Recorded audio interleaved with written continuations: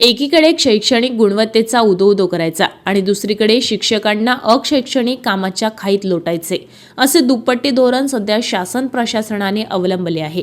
एप्रिलमध्ये SIR आणि जनगणना ही दोन महत्त्वाची राष्ट्रीय अभियाने केंद्र शासनाद्वारे हाती घेतली आहे। या दोन मोहिमांची मदार केंद्रस्तरीय अधिकारी असलेल्या शिक्षकांवर राहण्याची शक्यता आहे।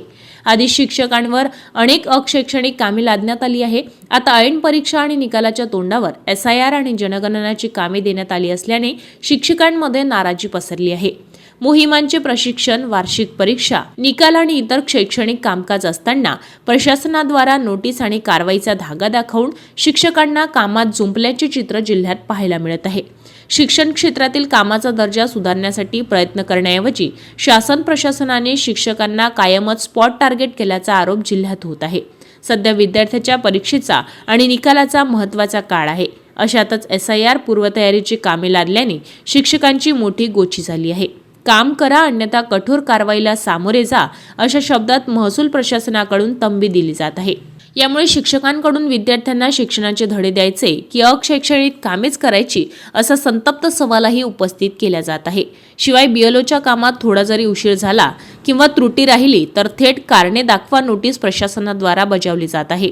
सध्या शिक्षण शाळेत कमी आणि BLOच्या कामात जास्त व्यस्त असल्याचे चित्र पाहायला मिळत आहे। एप्रिल महिन्यात प्राथमिक आणि माध्यमिक शाळांचा वार्षिक परीक्षांचे नियोजन असते।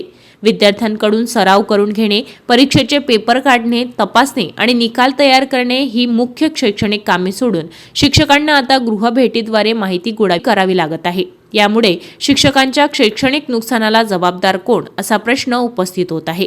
वर्गात शिकवायचे सोडून मतदार याद्यांचे प्रमाणीकरण, मॅपिंगच्या कामातच त्यांचा दिवस जात असल्याचे चित्र आहे।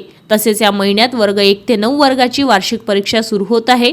तसेच नवीन शैक्षणिक सत्राकरिता पटनोंदणी करणे, त्याकरिता विद्यार्थी शोधावे लागत आहे। ही महत्त्वाची शैक्षणिक कामे आहे।